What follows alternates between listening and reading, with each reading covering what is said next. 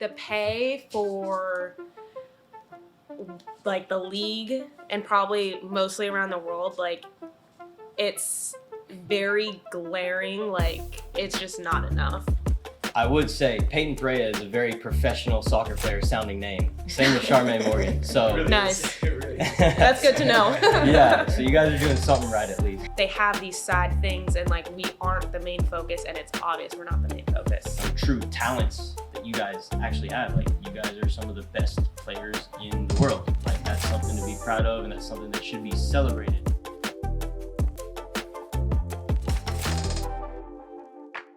Hello and welcome back to the FOOTYPOD, where we discuss important topics related to the current trends in the world of football and talent development in general. I'm your host, Sean Afkhaminia, and over there is my co-host, Evan Bozman. How's it going, Sean? Hello, hello. And we have a juicy episode today. Our guests bring first-hand experience and inside information at the highest level of women's soccer, the National Women's Soccer League. One spent 3 years with one of the most established clubs in the league and is on her way out to broaden her horizons overseas, and the other was recently drafted to a newly formed club and is on her way in. Peyton Perea and Charmé Morgan join us to discuss some glaring issues in the women's game, how their experiences differ from other major professional leagues, and what can be done to improve the game. Peyton, Charmé, welcome. Hello, thanks for having us. Thanks for being here. So, like I said, we wanted to bring you guys on because you guys have some really good knowledge about, just a really hot topic in the game as a whole. And so why don't we just start by you guys kind of introducing yourself and telling us a little bit about your experiences so far, and we'll go from there. Okay. Peyton, we'll start with you. Okay, all right. My name is Peyton Perea. I graduated from Wake Forest University end of 2018. I entered the NWSL undrafted. I went through the draft, didn't get drafted, and then I got a call from North Carolina Courage asking me to come in to trial during preseason camp. I ended up becoming a national team replacement player. Basically what that is that was a World Cup year, 2019, and when the national team girls were gone, that's when I would kind of like fill in on their contract and like on a roster spot. So that was for 2 months I was like basically rostered on the team, but other than that I was kind of just like a practice player all season, unpaid, so I only got paid for 2 months. Really? That's rough. Yeah. So that's kind of how I got my foot in the door, and then kind of had a little stint overseas in Spain in 2020, came back with the Courage, and been with them since. And now like you said, I'm on my way out to Scotland soon, so yeah. Very cool. Well, I would say Peyton Perea is a very professional soccer player sounding name. Same with Charmé Morgan. So Really Nice. Really That's good to know. yeah, so you guys are doing something right at least. Charmé, tell us about yourself. I played at Oklahoma State University. I technically graduated in 20, but I had an ACL tear my junior year. So I took my 5th year, and then COVID. So then I went back for my COVID years. Technically, I spent 6 years there. While You just love college, you know? Yeah, I really do. And I entered the draft this year, and I ended up getting drafted to Racing Louisville in Kentucky, and that's where I'm headed next week. That's awesome. It's going to be a good opportunity for you because obviously, that being a new club, you're going to have a lot more opportunity than maybe Peyton had at North Carolina Courage. Sure. One of our trainers, Casey Tillman, who you also know from the past, she was actually drafted to the Courage and spent preseason with them, but just never really got a chance because they already had their established core. Yeah. So, I mean, that's hopefully going to be a better opportunity for you, and you can make the most of it. So let's just start by kind of talking about what you guys think is wrong with the women's game as a whole. Because to me, I know I see a lot of things, but I'm obviously not directly involved in it. You guys have been in it. You experienced it.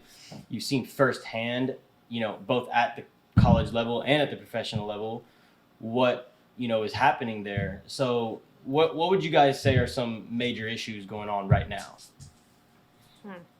Without trying to without trying to expose anybody really. I mean, we don't want you to hold back, but also don't want to get you in trouble, you know, but like just start with some basic issues and let's build off of that.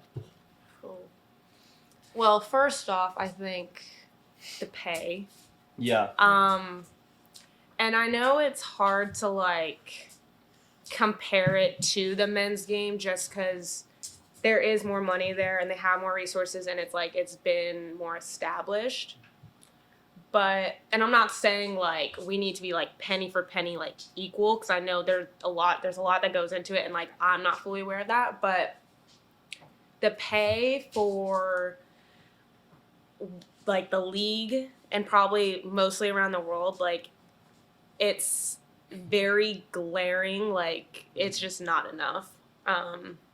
And it's hard to feel secure and feel like you are making a living and a career off this. I feel like maybe I hope I'm not the only one that thinks this, but like sometimes it feels like this is my hobby for now because it's just letting me get by with some money, and like always in the back of my head I have to be thinking about my next career and like kind of how to start it while I'm playing. Mm-hmm.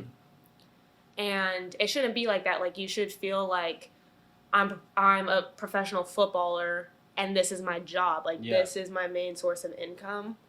And it doesn't feel that way. And I just think like the pay is just, it's like, it's not okay.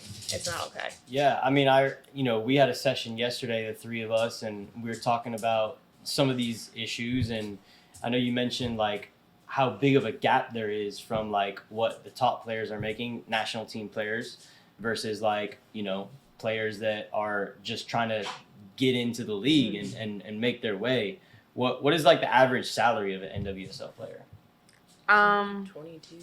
Yeah, so the minimum 22,000? is 22,000, and that's what I was on this year. That's wild because I mean, I made that doing personal training last year, and I didn't even have my schedule as full as I would like it to be. Right. You know what I mean? Like you could be investing your time into something way more profitable for yourself. Yes. But being a professional soccer player is more than a full-time job. Like it's an consuming, all-time job. body, all that stuff. Yeah. It's not just on the field sessions, like it's what you do off the field too. You got to make a lot of sacrifices. Mm-hmm.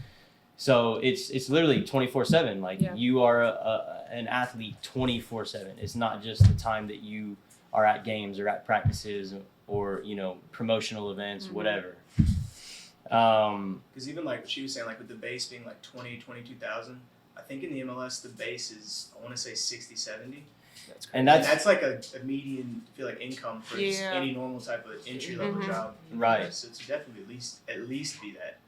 Yeah. And it's gotten up to that. Like it didn't used to be that in the MLS. I mean, it used to be like you do stories of people in New York, like the Red Bulls and stuff, they'd be making like that, or maybe even less than that, living in a city like New York. So I mean, it took the MLS a long time to get it. So I mean, hopefully it just goes faster for the women. Shouldn't they have to go through the same thing? Yeah. You know, you'd think it would, like, because I think women's soccer is at that level is more popular in terms of like fan support. Maybe not like attendance at games and such, but like, you know, when the U.S. women's national team is playing on TV or playing anywhere, like more people are going to go and support that, watch that than they are the men's team. Right. Just because of their success. And so like, what do you guys do outside of playing to make ends meet? So my first year, like I said, I was a national team replacement player. So like season was 9 months. 2 out of those 9 months I was getting paid. So I was a part-time coffee barista. Okay. So after practice, I would go to a coffee shop and do my thing. Literally had no idea what I was doing, but that was kind of like how I supplemented some of my money. And then honestly, like I didn't have a part-time job this year because I was kind of responsible with my money. Like it was obviously tight, so, and I didn't like spend a lot, so I made it work. But I will say, like, if I didn't have like the support from my family, like I probably wouldn't be able to do this because it's hard. Like I mean, my first year, like, my family was still supporting me. And, like, if I didn't have that, I'd probably have to, like, let the sport go and, like, go find a regular job. This year, not so much. Like I said, I was able to, basically do most of stuff on my own. But, I mean, I still need help. And it's, like, my third year in, going into my fourth, and it's, like, I'm not in college anymore. Like, I want to feel like I'm an adult. Yeah, for sure. And, so, yeah. Yeah, I mean, we also spoke one time about, like, you mentioned before, just how it felt like a hobby to you almost. And it's like, it almost does seem like that for a lot of women's soccer players. Like, I know tons of women's soccer players who, like, are very good players, but just stop playing because they don't see it as, like, a legitimate career. They are just around here playing local, pickup, whatever it is. And they just, like, stop playing altogether, even going into like college. Like, I'm sure, Charmé, a lot of players who could have played at the college level that decided not to because they already saw, like, 4 or 5 years in advance that it wasn't going to be like a real opportunity for them. So maybe they just decided, like, to focus on their academics rather than, like, sacrificing their whole college experience to, like, be an athlete. They made that decision earlier than some do. Simply because it's not a legitimate career option for a lot of them. What would you say about that? No, yeah, I completely agree. I don't know. I kind of had like my own thing about it too as well. Like, going into college soccer, I was like, I mean, like, if you were to ask me this, like, I don't know, like 5-6 years ago, like in high school, I'd be like, no, like, there's no way I'd be playing professional soccer or even attempt to do it. Sometimes even let alone college. But I don't know. I've just continued to stay with it for some reason, and Because you love it. Yeah. Yes, because I love it. I mean, it's like the only thing that I've known growing up, and I was blessed with this amazing talent. It's got me this far. It's paid for my education, and thankfully I was able to get a degree out of it. So I mean, I guess it just depends on maybe how you look at it, in a way. I mean, if you truly enjoy it, and if you want to go for it, go for it. But like some of my friends who like didn't see it as that, they wanted the social life. Maybe they wanted to be like a doctor or like I don't know, like an architect. Like that takes like a lot of your time in school, and you can't do both. There were some girls who even like ended up quitting, like halfway through, because they were like, I want to focus on my career, and I don't see soccer as being something I don't want to say like profitable, but something that was just useful of their time in a way. And they just quit then and there. So I guess it just depends on what you want and your circumstances. Yeah, that's a really good point, and that's kind of what I was getting at. Is like, obviously there's something different in y'all's mentality that like keeps you going versus like other players who maybe were in the same position as you 6 years ago, coming out of high school, that just decided to stop. You guys kept it going, and that says a lot about like y'all's mindset. Like, obviously you're truly passionate about this, and like you actually want to like do this as long as you possibly can because it's fun for you. You love it, like, and ultimately, like, I think happiness is like dictated by doing things that you love to do as often as you possibly can. And that's what this life is about, you know what I mean? Like, you can go and get a job and be a doctor or whatever, but if you don't like what you're doing, then what's the point? Even if you are making more money, right? Money will come and go, but like at the end of the day, do you enjoy what you're doing? And that's what it comes down to. So, obviously money is a big issue. I think that, like, I mean, correct me if I'm wrong, but I think that it's getting better. Like, NWSL is still very new-ish. Like, in the beginning stages of the MLS, like, they didn't really make shit either, Like, it's not like they made a lot of money, but it's getting up there, especially with all the designated players coming in and boosting the average salary and whatnot. Obviously, you guys have your U.S. women's national team regulars that make a lot more money, and then other international players that make a lot more money. So would you say that it is like heading in the right direction? Yeah, I think it is. I think the players are also like fighting for that. Like, Yeah. I think it's kind of come to a point where it's like the league either needs to do right by the players or it's just going to continue to be the same story. And so, I think it is growing and it is getting better. I think maybe we just have to be a little more patient with it. Yeah. But, I mean, we're fighting the good fight. So, Yeah.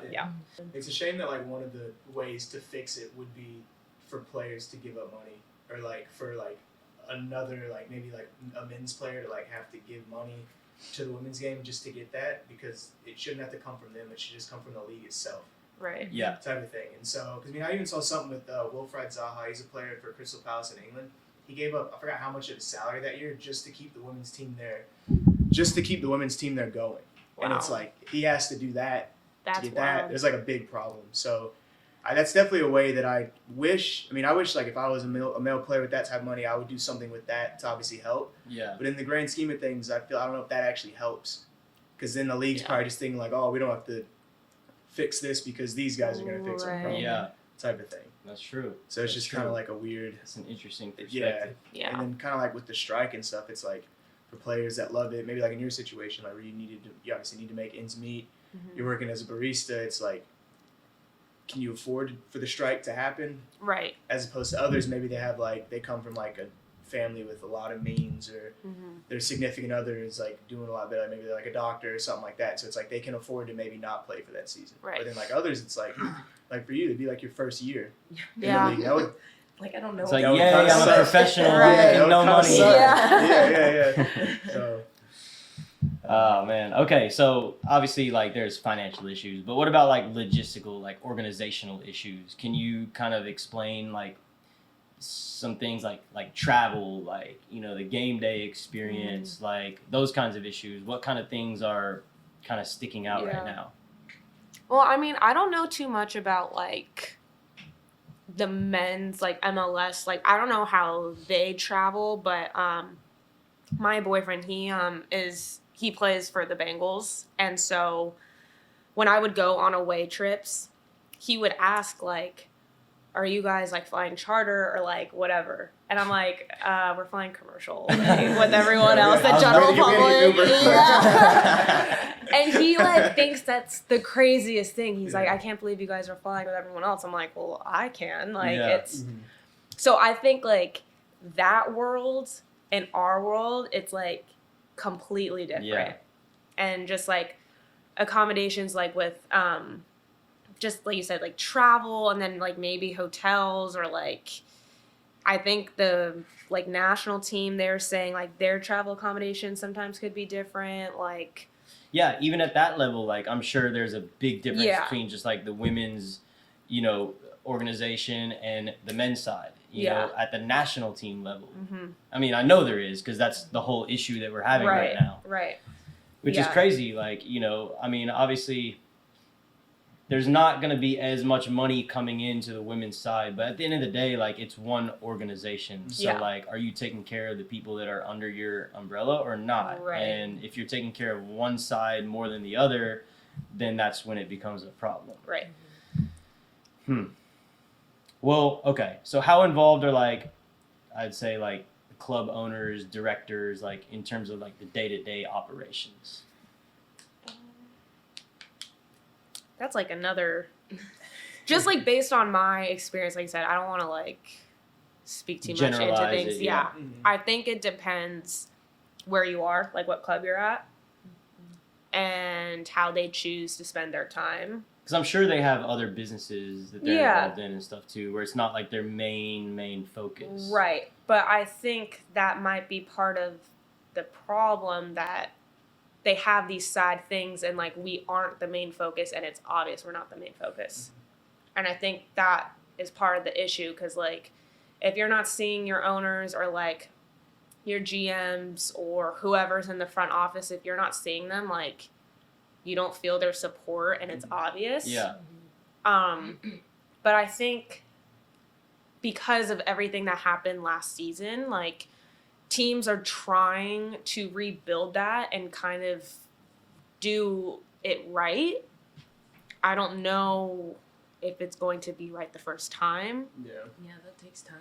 Yeah. It's like trial and error. Kind Yeah, of thing, 'cause it for is sure. So new, it's fresh. Yeah. Because there are some new clubs coming up that are led by former players. There's Or even like what's that new one coming out? the It's Angel like, City. yeah, I was about like to bring them Natalie up. Yeah. Portman, Nolan. Yeah, it's like Yeah. all Yeah. women, you know, Yeah. directors Supposed and to be. owners. Oh, yeah, I know. Just For Sandra real. Bullock's up there getting the club in Literally. Kentucky. Yeah, Mm-hmm. and that has to be a good influence on the rest of the league. Yes, and you hope, and I think that like that will drive the competition because it's like if you're at a club where you don't feel like the people who are running it are taking care of you, like people are gonna want to look elsewhere, and like you don't want to be the club that everyone wants Exactly. to just drop and leave. So Yeah. I think clubs that are doing it right, like it's gonna force everyone to kind of put their money where their mouth is and like make it a place worth staying and Yeah. playing for. Yeah, you have to. You have to, or you're gonna get left behind. Like it's a competition, just like any other business industry. You know, like they're all business owners in other areas or other industries, so they know what competition is like. If another organization comes up that threatens their business, like Mhm. they have to make changes to keep up with it, and the same thing applies here. Yeah. So obviously there are more like clubs coming up with former players and maybe former coaches that have soccer experiences, like leading the way. How many like, I guess, what would be like the percentage of ones that do have soccer experiences or soccer experience as a whole versus like people that have never been involved in the sport at all? Oh, I have no idea. Probably like around 50-50, huh? Yeah. Yeah, the fact that you even have to think about it Yeah. is probably like, I know. yeah. And maybe that's like bad on my part 'cause maybe I like don't pay attention too much Yeah. to that stuff, Yeah. but yeah, maybe 50-50. I just think that's interesting because I feel like soccer more than any, maybe not, maybe I'm just like being biased, but I feel like soccer more than any other sport, like you need to truly understand the sport, in order to like drive the clubs forward. Like, Yeah. I mean, if you look at any other like world renowned clubs, like the biggest clubs in the world, Manchester United, Barcelona, like those are, I mean, yes, you see some situations where like the Glazers come in for United and just like they don't know what they're doing. They're just American people, You like get money for the bucket. they're just business owners. But for the most part, like if you look at their history, it's Yeah. like soccer people that are running it, Mhm. because it's like it's the heart and soul of that Yeah. town, of that Mhm. city, of that area, and like they do it because they're passionate about it. It's not a business per se for them, like it is, but that's not what drives them necessarily. Right. So hopefully, like it kind of steers in that direction. Obviously, with women's soccer still being kind of like in its infant stages as a whole. Like, I mean, you look at when women's soccer first started taking off. Like, I mean, the earliest memories I have of it are just like the '90s, like Mhm. of the national team, like them just being really successful and whatnot. And now it's those players that are coming in and starting to lead clubs and things like that. So, maybe now that like you're starting to see a new generation of players and then an old generation of players like moving out and coming back in, Mhm. we'll start to kind of see more of that. Mhm. But of course, like, the success of the women's national team and, the popularity of the women's, NWSL and then other leagues coming up around the world, like it's encouraging more and more young, female athletes to stay in the game Yeah. and not just like give it up, Right.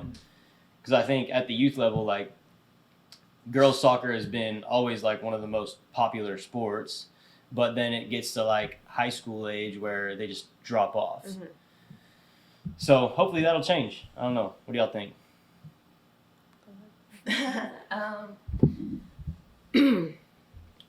Yeah, I mean, no, I agree.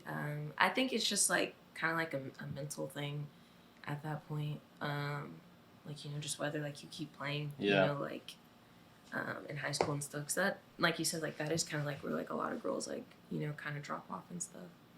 I don't know. I feel like it'd help if there's more visibility to the game, because I feel like growing up, I'd never watched women's soccer, so like my favorite players were all male, Yeah. and so I think like making the game more accessible and like easier to find, because sometimes you have to like go through all these loopholes just to find a women's game. You have to have like a subscription to Yeah, like Twitch or something. yeah, Yeah. and Yeah. it's literally like half of our games A were on Reddit Twitch this stream. season. Yeah. It's just someone in the stands. Yeah. Got to get a virus on your MacBook to watch Yeah. it. Yeah. Yeah, so I think like the important part is like having women's games like easy to view, so younger girls can kind of see like, okay, there's a professional league here, there's a professional league overseas, like they can see like there is a path for them after college, or if they choose to bypass college, whatever. I think that would help keep girls in it for as long Yeah. as possible. I feel like I also knew a good amount of girls that only used it to get a scholarship Right. in college. And I didn't knock them at all for that. I know some of like my teammates were kind of like, "Oh, well, that's annoying you're doing this," and I'm like, "No, like they've Smart. worked their whole life for this. If this is the peak they can get to, and this is like they can get that money to pay for that school, then by any means." But Yeah, that kind that of is a reward at the because end of the it day. kind of makes you think about it as well as it's like, do y'all think you got treated? I mean, you don't obviously know yet, but I'd assume y'all being at like really good D1 programs, like at times you feel like you were treated better, like at Wake Forest than at North Carolina, Yeah. without question, right? Mm-hmm.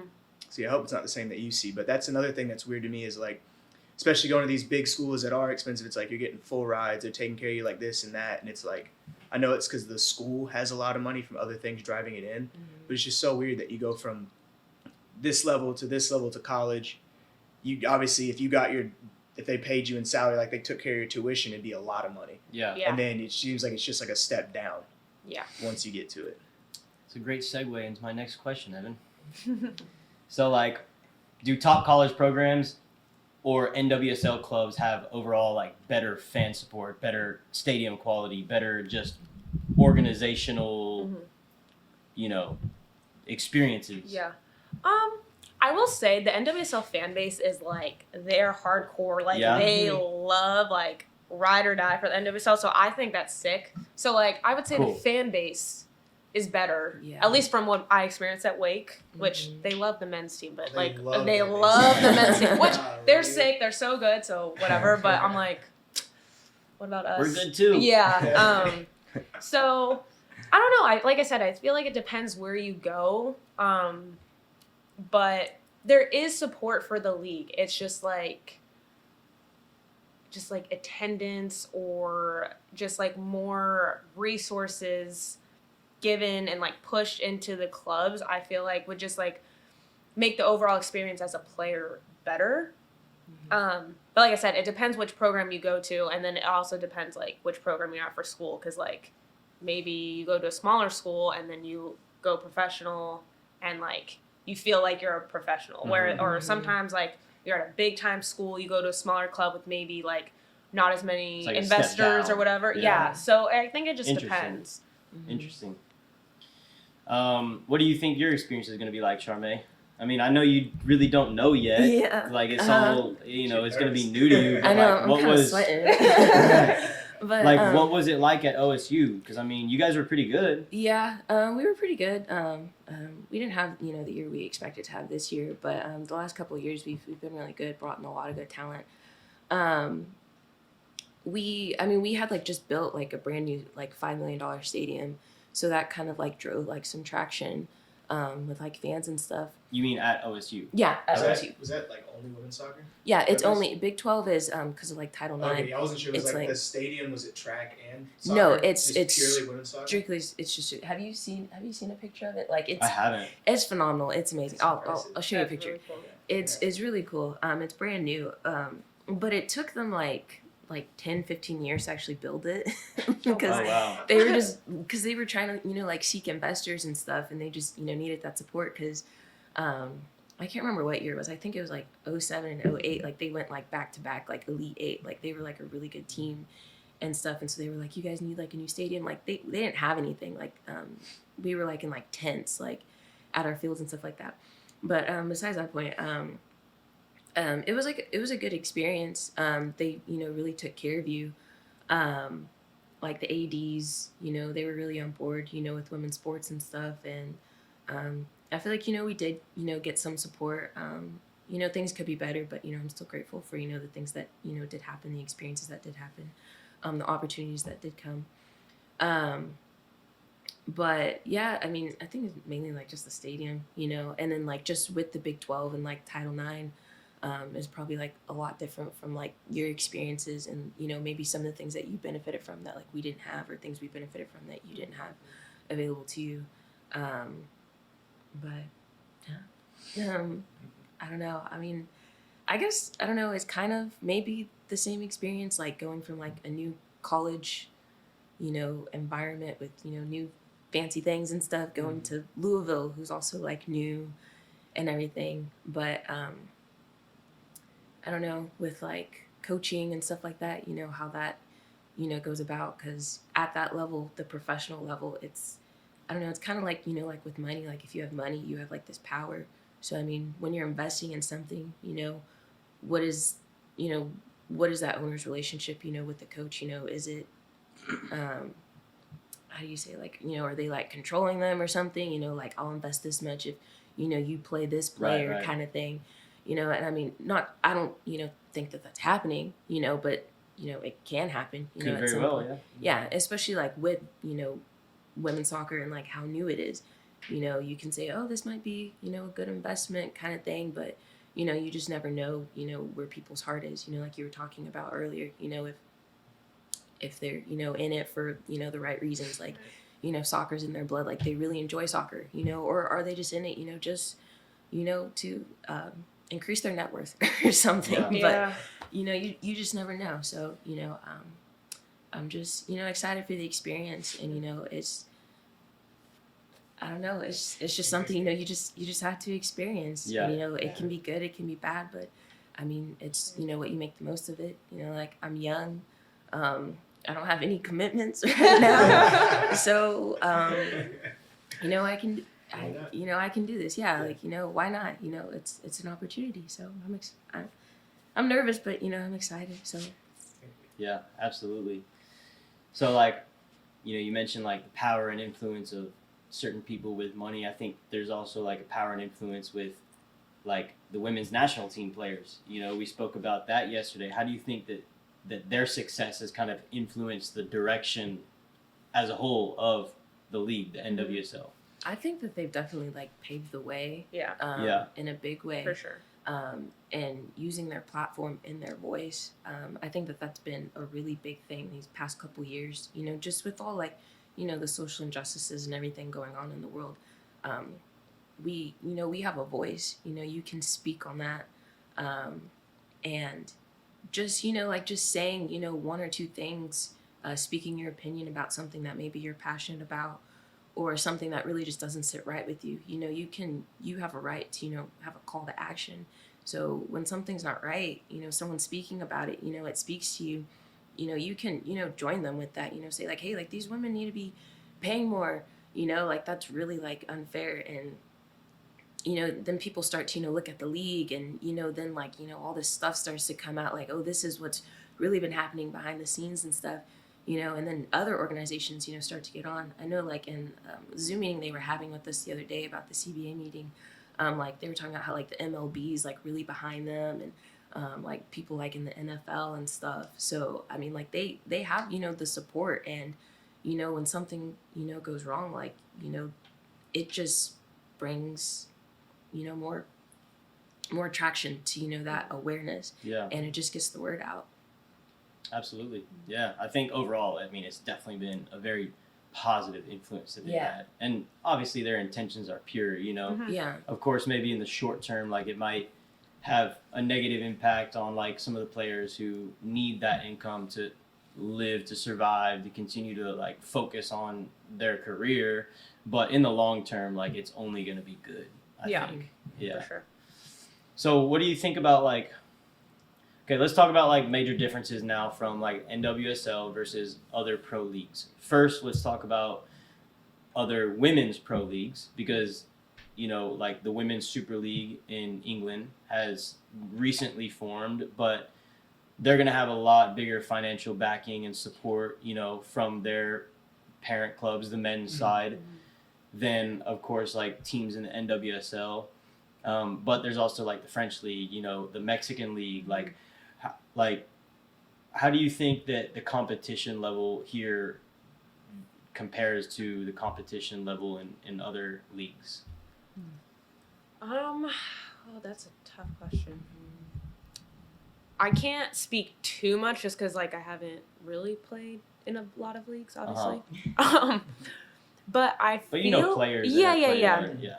I feel like the NWSL overall, like, they just, like, check all the boxes, like, athleticism, soccer IQ, like, technical, tactical. Like, I think it's kind of... I want to say like the whole package, but it's like they got a little bit of everything. Mm-hmm. Where it seems like if you go to different parts of the world, like in Spain, like they're probably like super technical. You know, like I feel like European teams, like it might not be as fast, and might not be as transitional because the NWSL is very transitional. Yeah. But there, it's very like you're gonna keep the ball. We're gonna go when we want to go. Everyone's super, like, comfortable on the ball, you know, and, like, the game might be a little slower, but I think it takes more to break teams down, and I feel like we kind of saw that, like, in the World Cup. Yeah. Say, like, Spain and U.S., like, Spain... We're the better team. They were knocking the ball around, but, like, U.S., like, we're athletes and we can run, and, like, we know where to, like, put balls in behind or whatever. So I think it kind of just, like, it depends where you go. Like, everyone kind of has their style, but, like, they do their style very well. Yeah. It's like NWSL has their style, but like it's very good. Go to Spain, go to France, like everyone has like their thing. It seems like. Yeah, I mean, obviously, you know, I'm biased towards that game. Like you guys know, like I prefer a more technical game, and so like when I was watching the Women's World Cup, I was like, wow, like there's some other countries that are really catching up to the U.S. very fast, very fast, and before you know it, like they're gonna pass them up, and they're really gonna start to dominate the U.S. team. And so, you know, yes, obviously there are different styles, and no one style is necessarily better than the other. It's just different. Mm-hmm. You know, you have some people that prefer one style versus the other, and you got to find players that fit that mold a little bit better. But you are starting to see a lot of like U.S. or American players rather going and playing overseas for that reason. Like there's not as much opportunity here. Like we'll go back to Casey, for example. Like she's a very technical player, but athletically, I don't think she could have really like, you know, kept up with the speed and the physical presence of the NWSL. Yeah. But then she went over to I'm drawing a blank. PSV Eindhoven, you know, in the Netherlands. And obviously, you know, their history suggests that they're going to be a very technical country as a whole, you know, even with newly formed women's teams. She earned a starting place and was like a key player for them all season long, like after not making the Courage team, you know? So that just goes to show you like the difference right there. And yeah, I think that like pretty soon, like these other countries are going to start catching up and closing the gap pretty quickly. And then we got to figure out like how we're going to keep that gap. Well, I feel like we got a head start on it. Not a head start. I mean, I feel like obviously the fight now for like the women's team to get as much money as the men's, or even like get respected what they are. I feel like we probably gave them more money than other countries even gave them anything. Oh, for sure. At first. For sure. So do you think it's now a thing where other countries are finally starting to just put a little bit of money into their like national teams, and they're just starting to actually kind of get to where it is? I think so. I think like women's soccer here, like especially for the national team, I feel like I don't want to say always, because like I don't know really what goes on, but like we get the viewership and like people love the women's national team, and like they have the money to like do all this stuff in regards to like training facilities, like sports and like our strength and conditioning, like all that stuff to like breed these footballers and like these athletes. Whereas probably like in other countries, like you said, it was probably not, the investment wasn't there early on. Yeah. So, but now the investment is there, and I think people are seeing like their brand of soccer is very good too. So it's like it's starting to grow. But I think that's gonna make things like a lot more fun, because there's going to be a place for every person who wants to play pro. Like sometimes I feel like NWSL is end all be all, and sometimes in my head I feel that way. You think like that is it, but I think if like once other leagues start to grow and maybe the gap between the best team and like sixth place like isn't so big, like it's gonna be more appealing for people to go overseas because like their style of play might fit better there, or like just them like their profile as a player is gonna be better. So I think like I guess to get back, like the US had an early inception where I think countries are starting to kind of figure that out. Yeah. Yeah, and that like that's something that I tell the players that I work with all the time. You know, obviously I work with more, my team is they're boys. So like I'm always preaching to them about how like, you know, going to play pro is a real option for them, especially the level that they're playing at. It's an ECNL team, so like that's the top level for their age group. And you know, some of them are like they still don't even think that that's an option. Even college, like they don't think that that's an option. I'm like, look, you could be playing like Classic 2 right now, and there's still a professional option for you somewhere in the world. Like maybe not Division 1, maybe not like for Liverpool Football Club, but like you can play Division 2, Division 3 and still make a living. You can still like live your dream. Your dream is to play and be able to support yourself. So like you can still do that. And that just goes back to what you said, you know, just now, like the more and more that other leagues develop, the more opportunities there is going to be for, you know, young girls who want to play at that next level, but have never considered it even an option. Right. That's interesting. There was like that number came out the other day of like, I think the next Barcelona and Madrid women's game. How many tickets did they sell? It's Oh, like yeah. 85,000. They sold out Camp Nou That's wild. for their Champions League, I think. But that's what needs to happen. Like, Absolutely. yeah.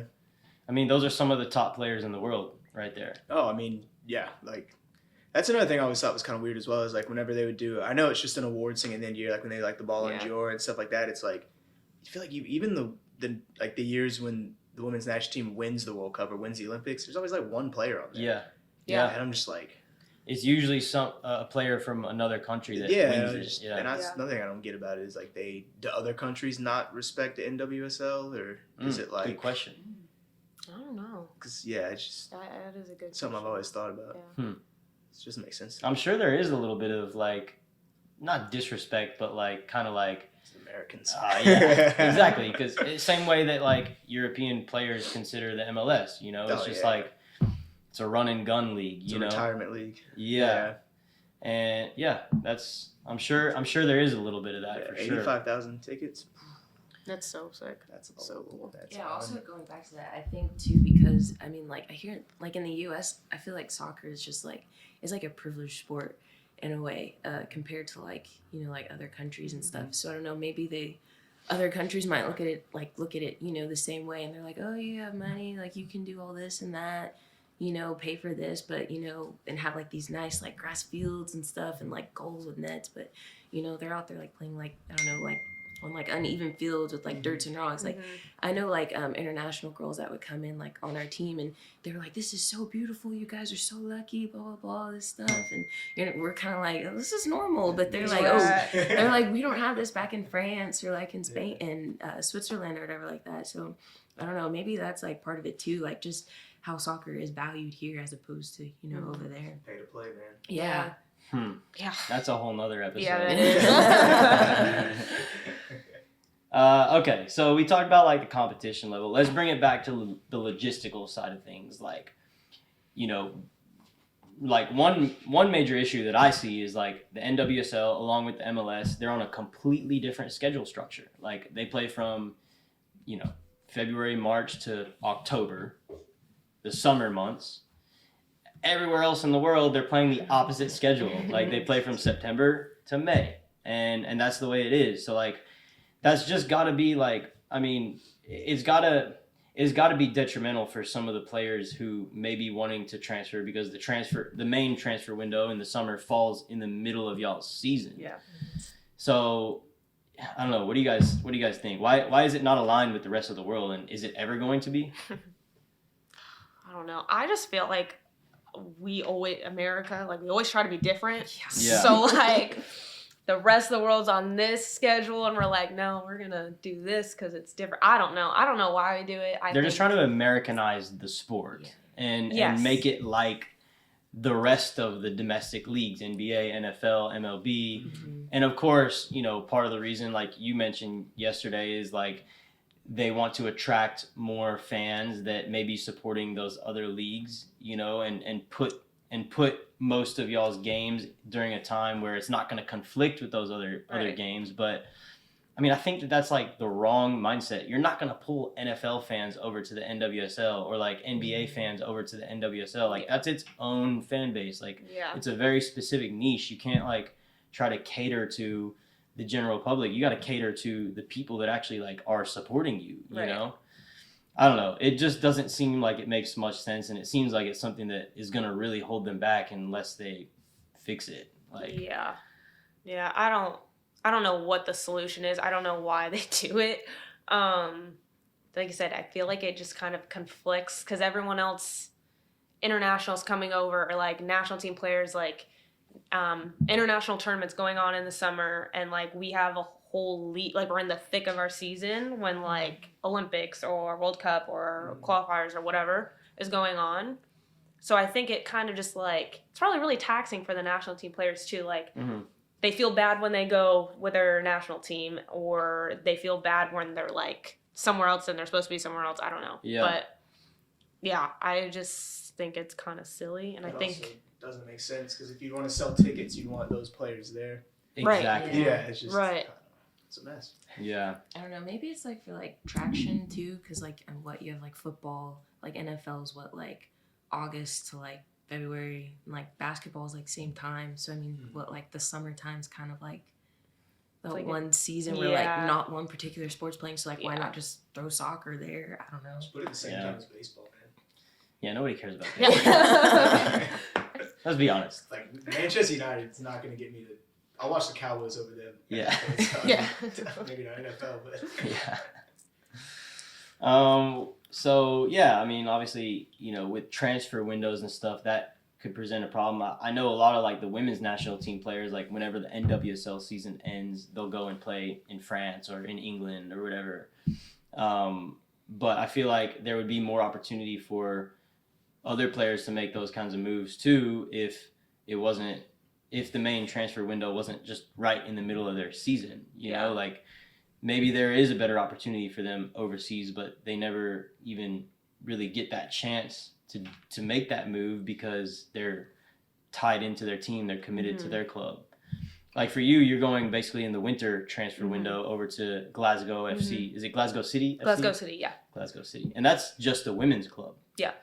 Interesting. So do you think that that's going to be an advantage like for you and the club as a whole, like it being just a women's team, or do you think that having like Rangers and Celtic, like them having a men's side is going to be a bigger advantage? Right. I don't know. I feel like it seems if you have like a men's team, it seems like your resources might be better. But like, I don't know. And when I was in talks with Glasgow, like I feel like they're doing it right and they're trying to do right by the players. Like I just think their whole philosophy of like they have an academy for like the young girls, like they bring up to the first team, and like I don't know, I think it's really cool that they're not trying to do it on their own, but it's like this is our club and we're gonna put pride and money into it and like invest in it. So yeah, I think it'll be interesting to see like if we go play at Celtic or play at Rangers, like see what kind of support they get. Yeah, that'll be interesting. So where do they televise their games there? Because I mean, you can't find those games here, but I know like the NWSL is broadcasted on Paramount Plus now, which is a big step up for sure. You know, as opposed to what it used to be. Because I mean, you got to have a streaming service for anything that you want to watch these days. But Paramount Plus also has the Champions League and Europa League and you know other things where like.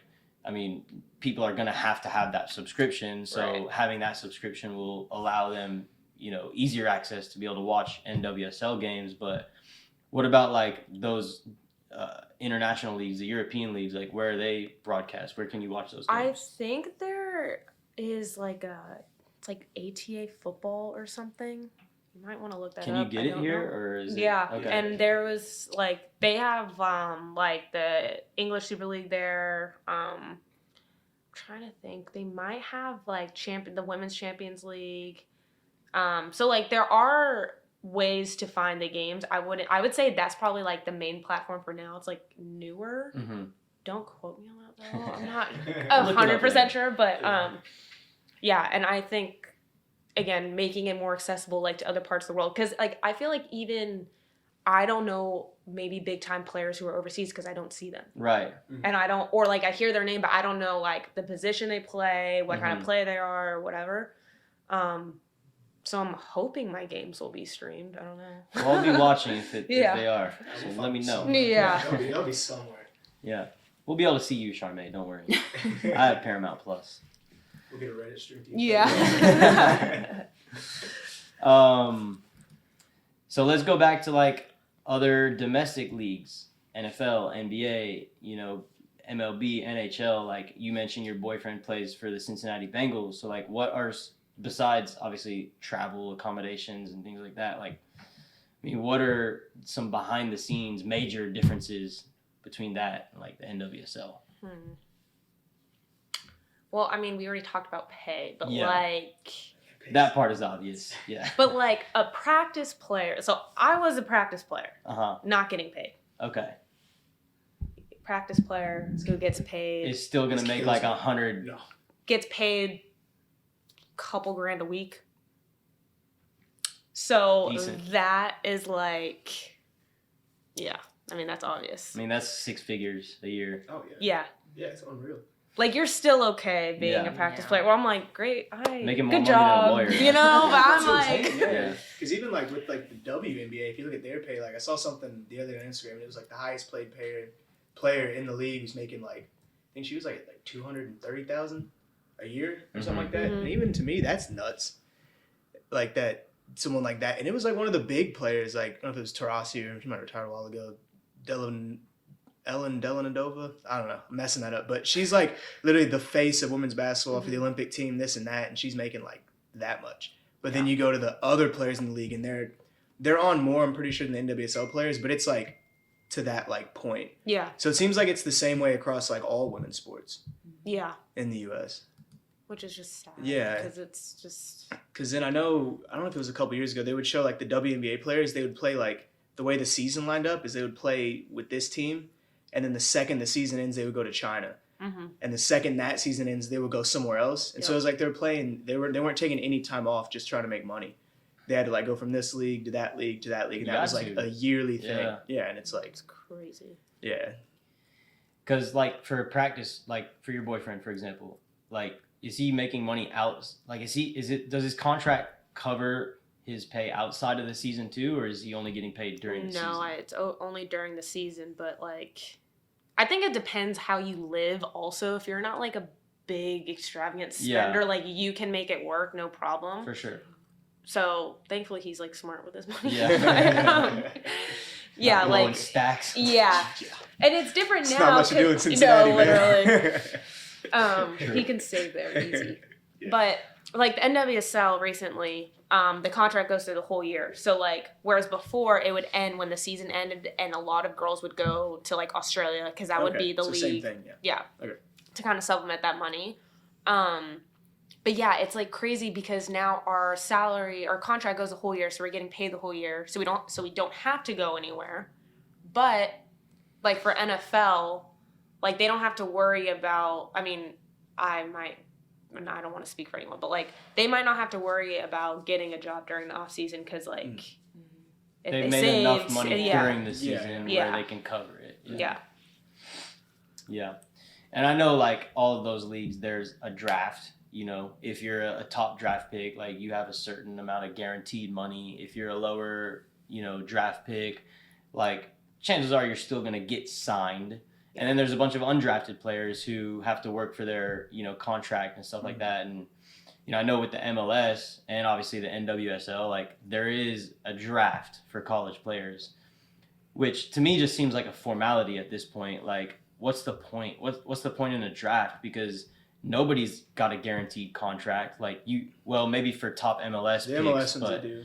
but like, you know, you still got to go and earn your contract. Why is it like you don't have a draft in any other league? Like, if you're good enough, maybe you go on trial first and then you get signed. You just get signed. That's your contract. You earn that. Like, if you've been drafted, it means you're good enough. Like, you should be signed at that point. Yeah. It seems kind of ridiculous to me that you have to like go through the process of getting drafted, and then you have to go and basically prove yourself to earn a contract too. Like, I don't know. What do you think, Charmé? I mean, you just got drafted. Yeah, she's big time. Yeah. Saw the pictures. I don't really know. I mean, that is like a good point. You know, like you get drafted, it's like, oh yeah, you're good enough. But I mean, also, I guess too, at the same time, it's like, are they making like they're making an investment in you too? So it's like if you don't show up and play how like they expect you to play, then like, I don't know, like then, you know, like they're like paying you when like they could be playing someone else that like they need. But I don't know. I don't know. That is, yeah. Like, because I mean, like it is like an investment. I mean, I guess that's kind of like the same thing like with college. I know like whenever I first had like signed my contract, like I was guaranteed like, you know, like all 4 years that. But before that, it was, you know, year to year. So I mean, if you know you're not pulling your weight, you're not, you know, doing what you're asked, you're not doing what you're told, then like you can get, you know, like your contract pulled. But I mean, if you're not showing up to work and stuff like that, I mean, you can say, oh, I mean, I'm getting paid X amount of dollars. I don't have to show up and work, you know, kind of thing. So, I mean, at the end of the day, I guess, I mean, I just look at it, you know, like as like this team's like investing in me in a way too. So, I mean, you know, I still, you know, gotta come ready to go. I can't slack off. So, but not to say that like I'm not, you know, I don't think I'm worth it. But but you know, still like I mean, even if like I don't, you know, fit that team's mold, but I don't know, maybe I fit like, I don't know, like Sky Blue FC's, you know, or something like that. I don't know, just like that kind of thing, you know. So I don't know. When we talked yesterday, you mentioned that might be something that they may move away from in the future. Do you think that might happen? I definitely think that it will, especially just how they were talking about. They were saying like that's like universal, was being able to like just negotiate like your own contracts and stuff like that. Which, you know, at first I was just like, oh, I mean, like I really don't want to, you know, talk about that stuff. Like I don't want to read a contract and stuff. Like that's how they get you, Charmé. Yeah. You gotta read that. Gotta read the fine print. And like knowing me, like I miss over things. Like I'm a terrible reader. Like I'll skim stuff and something might be so important. But I mean, exactly. And like I don't know. So yeah, like just like the whole universal thing. I think like at a certain point, you know, it should be, you know, up to the player, you know, to decide those things and just, you know, to negotiate what, you know, is best for them. So, for sure. Nice. Well, I think we covered a lot of good stuff. My last, I guess, real question for both of you guys is, what can we do better? How can we make the women's game better? How can we, you know, improve upon what's already happening, and then what are some things maybe we can add to continue to build on top of that? I know it's deep. Yeah, it is deep because we did talk about a lot of things. I just think like people who are investing in the clubs or investing just in the leagues or whatever, like do it right and do it from a good place, not because like, yes, money makes the world go round. Like I know that, but this is kind of like not a fragile thing right now, but like women's soccer it is taking off, but like it's about to be big. Yeah. So getting the right people in the right spaces to make that happen, and then just like being more accessible for everyone across the board. Like I feel like the fan base is strong, but it needs to come to a point where it's like, I'm going to go to North Carolina Courage, but it's not like I'm going to a women's soccer game. Like, it's like, I'm going to go to an NFL game.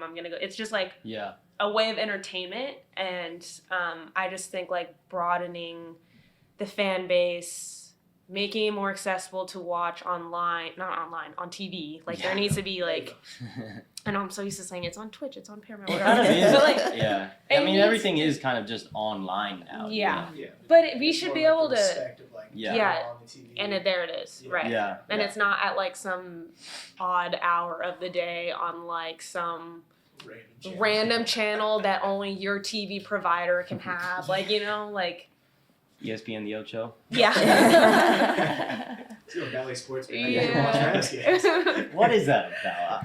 I don't even want to get started on that. Can't even watch my Mavs, man. It's ridiculous. What do you think, Charmé?